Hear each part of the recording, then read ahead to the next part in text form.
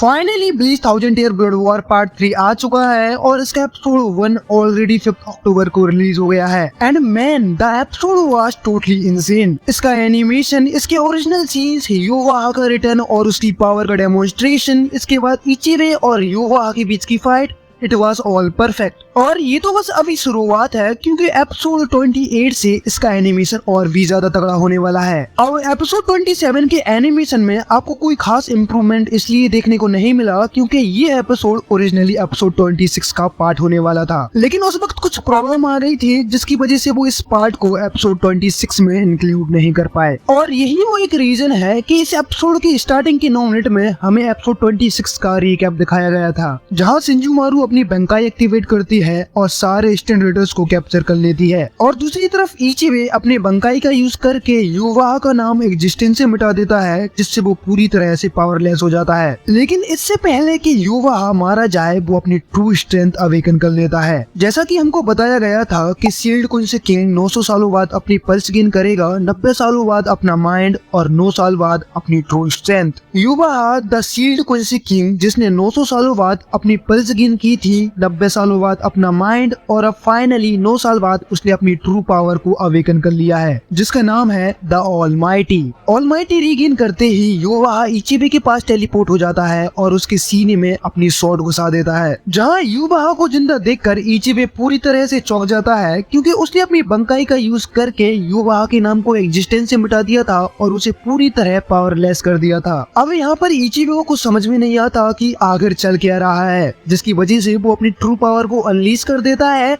जिससे kind of domain expansion की vibe आती है। इस पावर का यूज करके इचिबे युवा को पूरी तरह से डिस्ट्रॉय करने वाला था, but it didn't work and it is all because of युवास ऑलमाइटी। अब एनिमे में हमें ऑलमाइटी के बारे में ज्यादा कुछ बताया नहीं गया, सिवाय इसके कि युवा की ऑलमाइटी जिस भी पावर को एक बार देख लेती है और उसके बारे में जानती है, वो पावर उसके अगेंस्ट वर्क नहीं करेगी। बेसिकली जिस भी पावर के बारे में वो जानता है और उसे देख सकता है, वो उसे पूरी तरह से नेगेट कर देता है। अब इस एपिसोड में तो ऑलमाइटी के बारे में सिर्फ इतना ही बताया गया है, लेकिन ऑलमाइटी इससे कहीं ज्यादा कर सकती है, जिसके बारे में मैं तुम्हें अभी बताने वाला हूँ। तो अगर तुम्हें स्पॉइलर नहीं चाहिए तो वीडियो को थोड़ा सा स्किप कर देना, या फिर मैं तुम्हें एग्जैक्ट टाइम शो कर दूंगा। अब युवा अपनी ऑलमाइटी से हर एक पावर को नेगेट तो कर ही सकता है, जिससे वो पावर उसे कभी भी हार्म नहीं कर सकती। ऑलमाइटी की यूज से युवा फ्यूचर की हर एक पॉसिबिलिटी और उसके आउटकम को देख सकता है, वो भी मेयर सेकंड्स में, जिससे युवा लिटरली इनविजिबल बन जाता है। क्योंकि युवा ऑलमाइटी की हेल्प से फ्यूचर को देख सकता है, तो उसके अपोनेंट की एबिलिटीज के बारे में भी तो जान सकता है, और ऐसा करते ही उसके अपोनेंट की एबिलिटीज युवा के अगेंस्ट किसी काम की नहीं रहेंगी। I mean they simply won't work against him. इसके बाद वो अपने से पावरफुल चीजों को एब्जॉर्ब कर सकता है, और साथ ही में वो ऑलमाइटी की हेल्प से फ्यूचर तक को चेंज कर सकता है। यस, युवा अपनी ऑलमाइटी की हेल्प से फ्यूचर की हर एक पॉसिबिलिटी और उसके आउटकम को अपनी मर्जी के अकॉर्डिंग अल्टर कर सकता है। यानी कि अगर आगे आने वाले फ्यूचर में युवा की मौत हो जाती है, या फिर किसी पॉसिबिलिटी में कुछ ऐसा हो जाता है जो उसे ठीक नहीं लगता,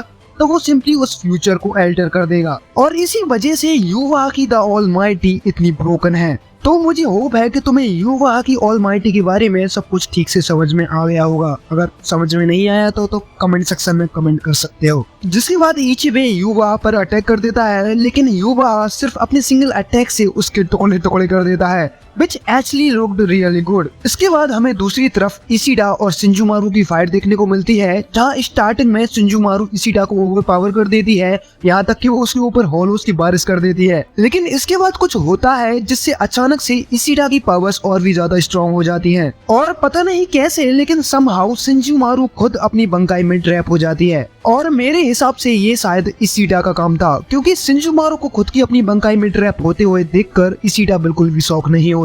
अब यहाँ पर दो पॉसिबिलिटीज है। पहली, युवा की ऑलमाइटी अवेक होने के बाद उसने अपनी पावर्स को इशिडा के साथ शेयर किया, ताकि वो स्क्वाड जीरो से फाइट कर पाए और फिर अपने आप को और दूसरे स्टैंड रेडर्स को फ्री कर पाए। अब मैं ये इसलिए बोल रहा हूँ क्योंकि हमने पहले भी ऐसा कुछ मांगा में होते हुए देखा है। अब मैं वो मांगा का पैनल आपको शो नहीं कर सकता, क्योंकि मुझे आपको ज्यादा स्पॉयलर्स नहीं देने। अब उस वक्त इशिडा खुद कंफ्यूज था कि आखिर उसके साथ हो क्या रहा है, और उसकी पावर इतनी बढ़ गई थी कि उसने सिर्फ अपने सिंगल अटैक से ही शिंजुमारू को मार दिया था।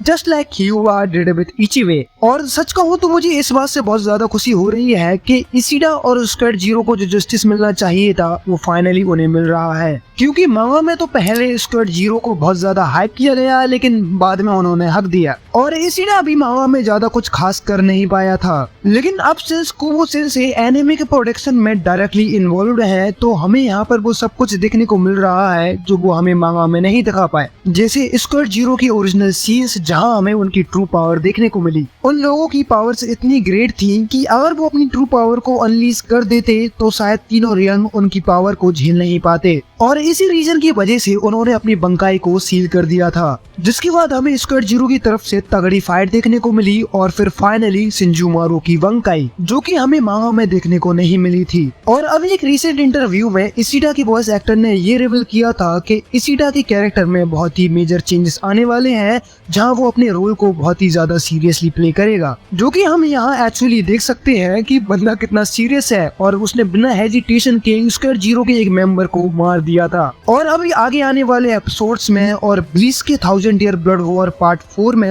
हम इशिडा से इससे भी कई ज्यादा एक्सपेक्ट कर सकते हैं। बैक टू दी स्टोरी, इचिबे को डिफीट करने के बाद युवा सोल किंग के पैलेस की तरफ बढ़ने लगता है और वो जैसे जैसे कदम बढ़ाता है उसके आसपास के रेसे से वहाँ पर सीढ़ियां बनने लगती हैं और वो सीन बस देखने में बहुत ज्यादा अमेजिंग लगता है। अब जैसे जैसे युवा सोल किंग की तरफ आगे बढ़ता है उसके सामने कुछ फ्लैशबैक्स आने लगते हैं, जैसे कि उसका रीबर्थ, 1000 साल पहले की जंग, इचिबे के साथ की मीटिंग और भी बहुत सारी चीजें जिसका जिम्मेदार वो सोल किंग को ठहराता है। जिसके बाद वो फाइनली सोल किंग के पास पहुंच जाता है और उधर दूसरी तरफ इचिको, यूरिची और बाकी के सारे लोग सोल किंग के पैलेस के एंट्रेंस पर पहुंच जाते हैं जहां वो सारे लोग इचिबे की बॉडी को देखकर शॉक हो जाते हैं। लेकिन फिर समहाउ इचिबे इचिको की माइंड से कनेक्ट होकर उसका नाम बोलने के लिए बोलता है और जैसे ही इचिको इचिबे का पूरा नाम बोलता है इचिबे की बॉडी रिस्टोर हो जाती है। अब ऐसा इसलिए है क्योंकि सारी पावर्स नेम्स में ड्वेल करती हैं और इसीलिए इचिको जब इचिबे का नाम बुलाता है तो उसकी बॉडी रिस्टोर हो जाती है। इसके बाद इचिबे इचिको से युवा को रोकने के लिए रिक्वेस्ट करता है क्योंकि अभी इचिबे की बॉडी तो रिस्टोर हो गई है लेकिन अभी भी उसकी पावर वापस नहीं आई है, जिसके लिए ऑब्वियसली इचिको मान जाता है और वो तुरंत ही युवा को रोकने के लिए निकल जाता है। जिसके बाद सीन चेंज होता है और हम देखते हैं कि शिनसुई आइजन से मिलने के लिए गया है और सच कहूँ तो मुझे लगा नहीं था कि ये सीन हमें इतनी जल्दी देखने को मिल जाएगा। मुझे लगा ये सीन हमें कम से कम एपिसोड 29 या 30 में देखने को मिलेगा। हो सकता है कुबो सेंसेई ने कुछ अलग ही प्लान करके रखा हो इसलिए हमें ये सीन इतनी जल्दी देखने को मिल गया। खैर इस एपिसोड के लास्ट सीन में हम देखते हैं कि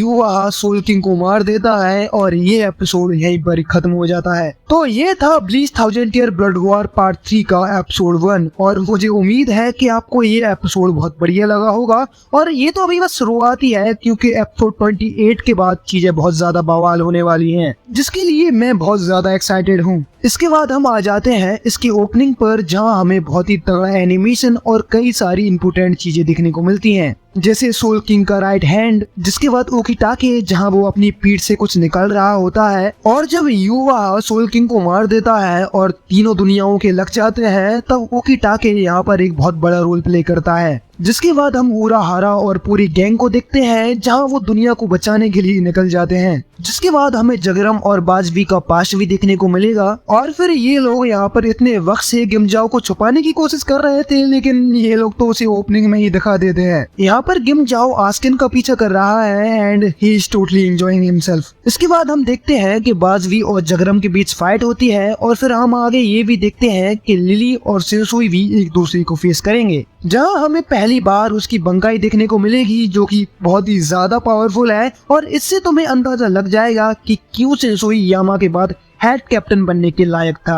आगे हम इचिको और इशिडा को देखते हैं जो कि आसमान में एक दूसरे से फाइट कर रहे होते हैं और इसका एनिमेशन बहुत ही ज्यादा क्रेजी है। इस सीन में इचिको गेत्सुका यूज करता है जिससे छोटे छोटे स्पार्क्स निकल रहे होते हैं जो कि देखने में बहुत सही लग रहा होता है और फिर आसमान की डिटेल्स तो फिर एक अलग ही लेवल पर है। जिसके बाद आखिर में हम देखते हैं कि युवा सोल किंग की तरफ अपना हाथ बढ़ाता है और उसे पूरी तरह अब्सॉर्ब कर लेता है जिससे उसकी पावर एक अलग ही लेवल पर पहुंच जाती है, जिससे भाई लिटरली सब लोगों के लगने वाले हैं। तो ये था bleach 1000 year blood war part 3 episode 1 का रिव्यू। मुझे उम्मीद है कि ये सब जानकर आपकी एक्साइटमेंट और भी ज्यादा बढ़ गई होगी। और अगर आपको ये वीडियो अच्छी लगी हो तो प्लीज चैनल को सब्सक्राइब कर देना और वीडियो को लाइक कर देना।